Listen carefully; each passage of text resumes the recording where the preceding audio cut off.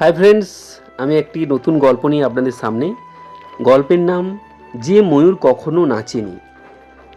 জঙ্গলের সব প্রাণী জানতো এই ময়ূরটা খুব সুন্দর, কিন্তু কেউ কোনোদিন তাকে নাচতে দেখেনি। কেন জানেন? এই প্রশ্নের উত্তর খুঁজতেই আজকের এই গল্প। প্রতিদিন ভোর সূর্য হতো, সব পাখি গান গাইতো, ফুলগুলো হাওয়ায় দুলতো, কিন্তু ওই ময়ূরটা একই ডালে চুপচাপ বসে থাকতো। জঙ্গলের সবাই বলতো, এত সুন্দর পালক অথচ কখনো নাচে না। ময়ূর আকাশের দিকে তাকাতো আর হালকা হেসে চুপচাপ বসে থাকতো। একদিন এক ছোট্ট প্রজাপতি জিজ্ঞেস করলো, তুমি কি নাচতে জানো না?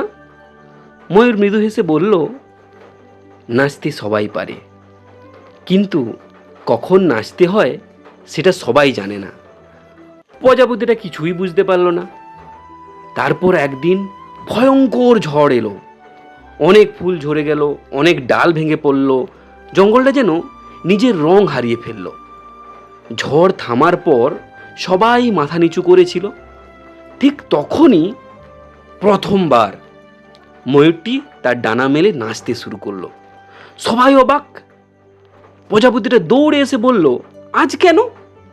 ময়ূর আকাশের দিকে তাকিয়ে বলল, সুখের দিনে নাচলে মানুষ হাত তালি দেয়, কিন্তু দুঃখের দিনে নাচলে মানুষ আবার বাঁচতে শেখে।